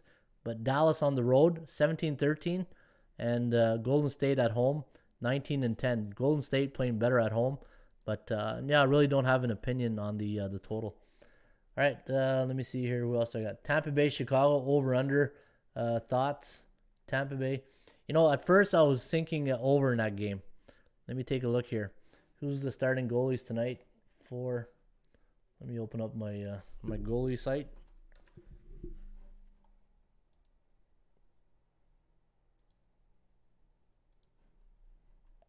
So probable goalies tonight: Chicago, Kevin Lankinen and Vasilevsky. Vazzy. All right, let's take a look at this game here. So Tampa Bay coming off a 4-3 win. That was last night, right? No, 2 nights ago. So Tampa Bay on the road this season, coming off a 1 day's rest, 10-4 straight up. So that's pretty good. That's pretty good right there. The league average is 244, 247, and 1 on 1 day's rest. 4-6 to the under though in Chicago. Chicago's 2-8 in the last 10 against the Lightning. Tampa Bay on the road though, 13-10. Bit of a Jekyll and Hyde, but 14-9. So they play higher games to the over on the road. Chicago, Chicago. The thing with Chicago is the Brinkett and Canes, right? If they're going, if you watch those guys in overtime, they're amazing. But let's take a look at Chicago's last couple of games. So 3-1 against the Predators. So Predators are a defensive team. So is Tampa Bay. Well, Tampa Bay. Let me see here. Let me take a look here at Tampa Bay in the standings. Let's go here. Let's take a look at team scoring. Let's see what where Tampa Bay ranks in the league on defense. Number 7, right? They're in 7th, and where's Chicago? Chicago's down here at 22. But offensively, Tampa Bay 6, and where's Chicago?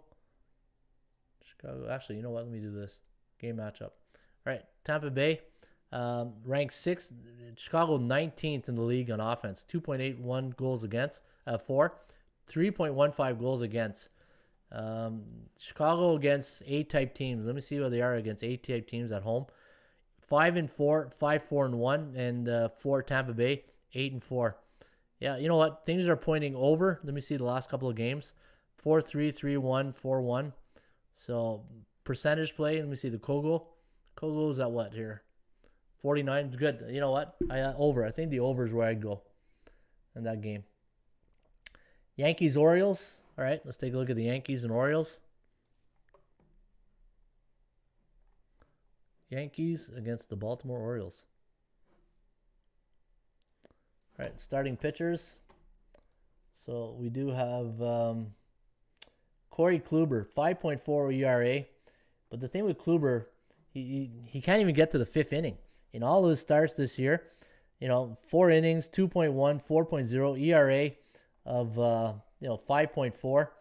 It's struggling, as Joe Namath would say, struggling.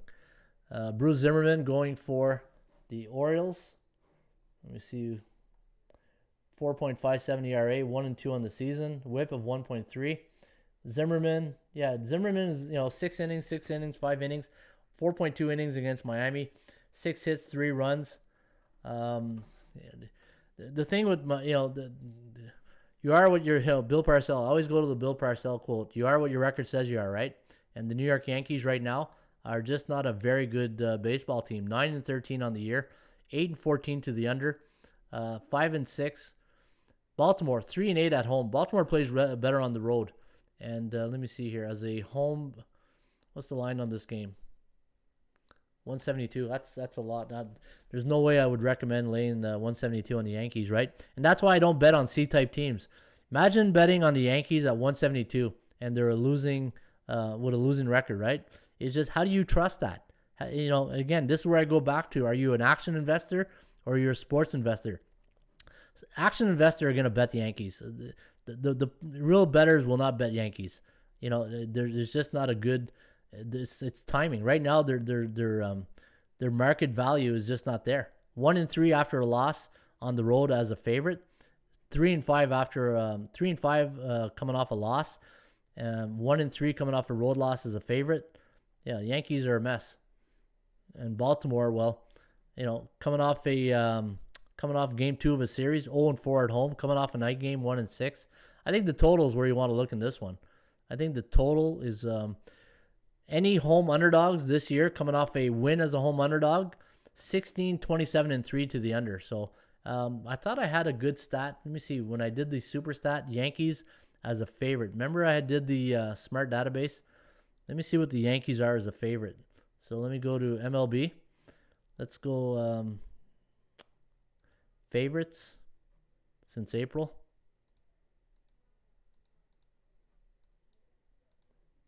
This season, right? What was the Yankees? Yeah, 6-14 to the under. So the under is where I probably lean on that Yankee game.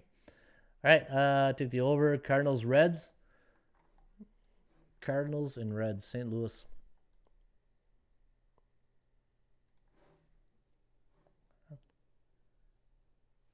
Yeah, Cardinals are playing Phillies, not Reds.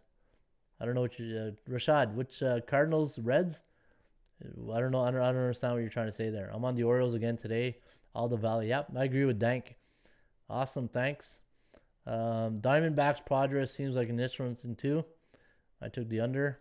Good day, folks. Bucks versus Hornets. Hey Ray, ça va? What do you think, Indiana, Portland's? Ça va bien, merci Fadi. Ça va bien? Hey, parlez-vous français, Fadi? All right. Where was I up here?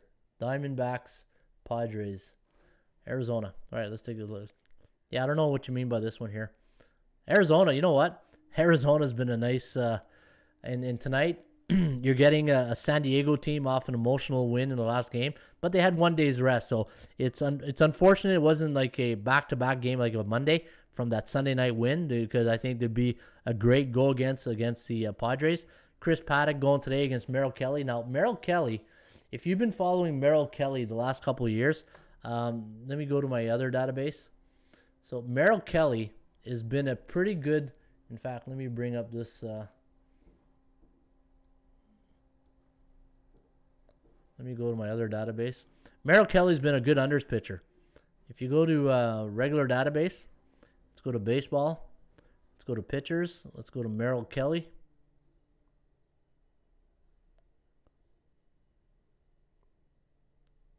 Where's Merrill? Hey, this is where Isaiah says I need Siri. Siri, get me Merrill Kelly. Where's Merrill? All right, do you guys see him? I'm starting to lose it here. All right, where's there it is. Everybody's like, it's right in front of you. Hey, I can hear you guys on the internet. Let's take a look at his last 10 games. 2-8 to the under. It's amazing. This guy's been a unders pitcher, right? Last season, 0-6 to the under. This season, current season, 0-2. Yeah, the under right away. My under, radar is going off. 0-2. All right, 3.8 to 3.84. 4-6. Padres 4-6. Now looking at the starting pitchers tonight. Obviously, Merrill Kelly we know about. But the thing with Merrill Kelly, let me see. He's got a high ERA of 7.71. 5 innings, 6 innings, 6 innings. Yeah, he got rocked a couple of games here. Washington, Colorado. 7 and 6 runs. That's what's hurting his ERA. But, the games go under. I don't know why. 8-3 on the road. So Padres play well on the road. 4-1 to the over. So that, we got an unders pitcher, but we got a team that plays 80% of their games over at home, right? Home favorites, but they haven't played a lot of home games. I found they've been a lot on the road. But I thought I saw the Padres. Let me see here. Let's go back to this one as a favorite. I thought San Diego was a good unders play on the, see this? 14-3. See? That's why we do these at the beginning, so subconsciously I remember. 14-3 to the under. You got an unders pitcher. They're coming off an over. That's one thing I always look for when I'm handicapping. The coming off situation, right? The law of average. What goes up must come down. So I'll probably lean towards the under. I don't think I'm going to touch the because they had a day off to probably celebrate that big win in LA. I wouldn't touch that game. I think San Diego could be the play, but I think the under. But here's the problem I have though. Paddock doesn't give us a lot of innings. Oh no, he 5 innings, 4-4. My first gut reaction is under. All right, where was I? Predators. Am I missing anything? Bucks Hornets, right? Yeah, plant-based Bucks Hornets. How long is this? Man, we're going on 2 hours here. It's almost like a friggin' ESPN show. Hey, and my goal was I got to do shorter videos. Hey, my wife will go, so how long was your show today? Oh, about 2 hours. She'll just shake her head like disgusted. Hey, just like that guy said with the Ottawa Senators. Every time it was the beginning of the year, somebody would say, every time we mention the Senators, you look disgusted. uh, I can just hear my wife now. 2 hours. Padres, where was I again? Oh, Bucks, right? All right.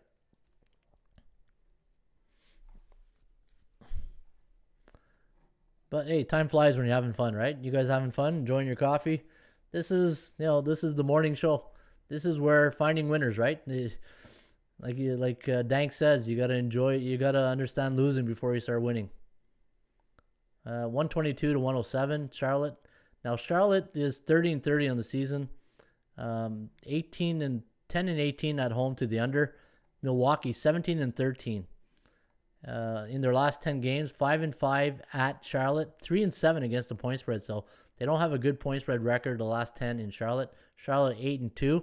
Now home underdogs of 9.5 to 12 points this year, 2-9 straight up and 3-8 against the point spread. So not a good home dog record here for dogs of 9.5 to 12. What's the line here? 9. All right, interesting. Let's see Charlotte in the last game, coming off a 125-104. So letdown factor, right? Beating the Celtics at home. Milwaukee losing to Atlanta. So you got two teams high. So here's the check mark should be here, right? Where's the check mark? Right there. Law of average. You want to play in a team that lost against the spread versus a team that won against the spread. So, but Milwaukee coming off a loss. So when Milwaukee's on the road, coming off a loss, 3-7 against the point spread, and for Charlotte coming off a win at home, 9-6. And when they're coming off a home win as an underdog, they are 4-0 this season, but the league average is 28-47-2. So NBA home dogs this year, their record is 28-47-2. So that's interesting numbers right there. I think the total is where you want to look at. I see a lot of unders right here on the edges. Last game went over. Maybe the under is where you want to lean. All right. Kluber Sox says, Dank, nobody's perfect. Your show yesterday helped me find the Bulls. Perfect. Yeah, thank you. I appreciate, when I hear stuff like that, then because anybody who does a podcast, you sit there after and you go, I wonder if does somebody benefit? Did somebody, hopefully I was able to, and when I hear people winning off, information they heard, then it makes me feel like the show's doing something right. So I appreciate you telling me that. I love the Bucks today. It's a blowout without Ball and Gordon. I think the over in the Dodger was the money. The over is 13 now. Urias pitches night. Urias pitches at night. Oh, really? Let me see. Let me go to my... So the starting pitchers tonight for the Dodgers. Is it Julio Urias? No, it's Walker Buehler. Buehler's day off is pitching tonight. Hornets are in trouble. Having a great time. Appreciate you. Thank you, Ryan. Appreciate that.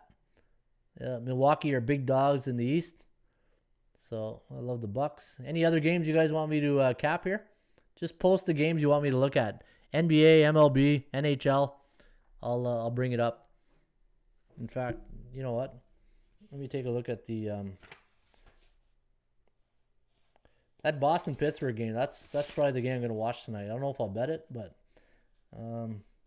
just giving the eye test. So the teams I'm looking at right now in baseball is the Mets under tonight. I think Oakland is, I think Tampa Bay is just in trouble right now. Miami, Philly, Angels, Seattle. I don't think Seattle is a good play tonight. Even though they've been a great return on investment. Let me check out that Seattle game. There's something about Houston. Yeah, Christian Javier at home. I don't know if I want to go against him. 2-0, 1.32 ERA. I always remember, you ever watch, like, there's so much baseball and there's so many situational stuff in baseball. And, you got pitchers, you got 5 starting pitchers or in the rotation. That there's always a time when you watch a game and you just remember watching that one game and you said, man, this guy's got the stuff. And Christian Javier, I remember a game, I think it was against the Dodgers last year when the Dodgers played. Let me see. I bet you any money. Let me go back, see if my memory is sharp here. Let me do Houston against LA Dodgers last year. It was a Houston at home against the LA Dodgers. Pretty sure it was Javier pitching last season. All right.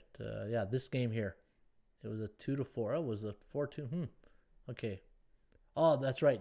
But I think it was like 0-0 going right into it. But I remember watching this game here last year and saying, man, this guy is friggin', keeping the Dodgers. Let me check out the box score of that. For some reason, I thought they won that game. But I just remember watching that game and I'm saying, this friggin' guy's good. Let me go back to the date here. Oops. Last season. Yeah, because I remember me and Ross were talking about that game on the July 29th, 2020. Dodgers, Astros, box score. All right, so, yeah, see? It went extra innings. I knew it. Hey, mine's still sharp. I remember watching that game, and it was 0-0 in the 10th inning.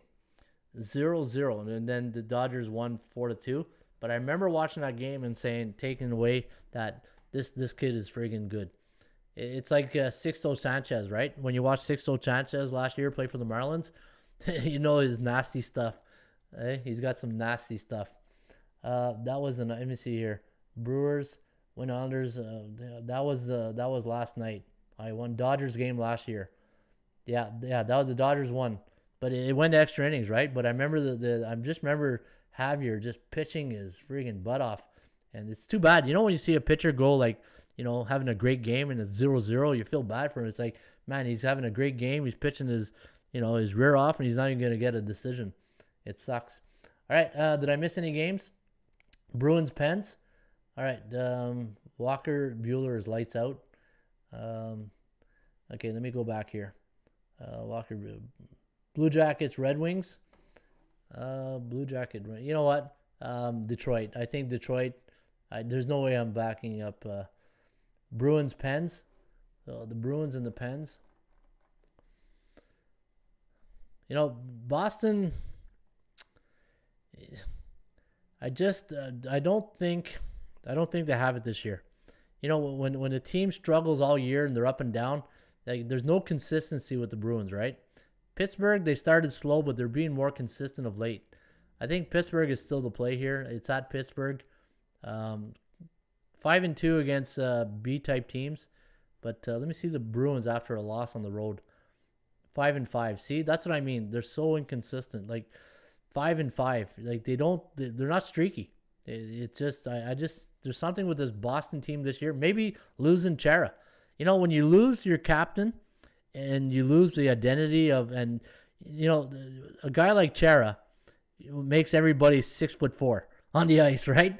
When you got a guy like Chara on your team, you could be 5'6" and you got Chara on the ice with you. You feel like you're 6'4", and I think that's what happens in hockey with the Bruins. Losing that toughness, I think really hurts Boston. I think they made a big mistake letting go of Chara. 6-2, 3 games in 4 night Pittsburgh. I think Pittsburgh is the play. And look at this. After a 1-goal win, Penguins 6-0. So I think Pittsburgh is the play. All right, guys. That's it for me. Oui, Ray, plutôt français au Bruxelles. On parle, et toi, parles français? Oui, je parle français. C'est plus, je parle plus comme un franglais. Hein? En français, anglais, on appelle ça le franglais. So Fatty asked me, he goes, he talks mostly French in Bruxelles, in Belgium. And he goes, what about you? What do you talk? And I say, I talk French and English, but it's a broken French, right? I call it franglais.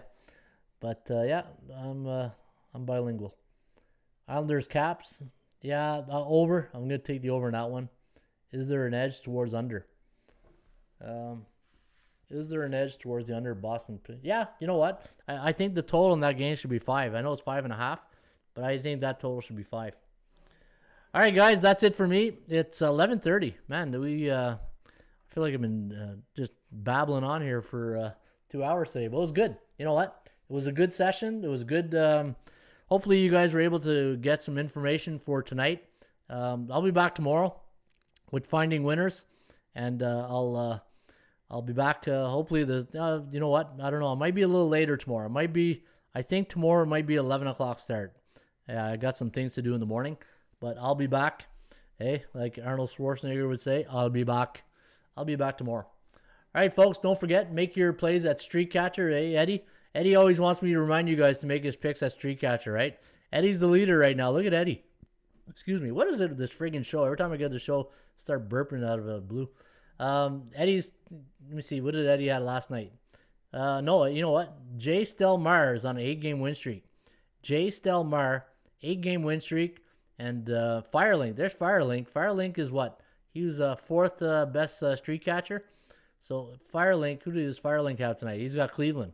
So he's on a 7-game win streak, and he's got Cleveland. Cleveland? Right? I just love doing the Jim Vora voice. Cleveland? Don't forget, baseball bullpen picks. Make your selections. I'll put up my picks shortly. There's no 1 o'clock game today, so I won't feel rushed. I was rushed yesterday because that 1 o'clock game. You know, I don't like those 1 o'clock games. I feel like I'm rushing my plays. bballpicks.com. If you're into basketball, don't forget, make your plays at bballpicks.com. And I'm coming to get you, Vasco. Hey, well, there's a good clip there in hockey. I'm coming to get you. I'm coming to get you. Hey, Joker 77 and Vasco, you guys see me coming, right? 5 cups down here. I'm coming. I started slow out of the gate, and everybody knows Ron Raymond. Hey, it's not how you start, it's how you finish. And I'm coming for you guys here at the top. All right, folks, have yourself a great rest of your Ruby Tuesday. As always, if you're new to the channel, don't forget, hit the subscribe button and subscribe to the channel. And as always, shop for value, play those percentages. We'll see you back shortly here with another Raymond Report. Cheers, guys, and have a fantastic day. Salut, mes amis. Bonsoir. Elle est partie.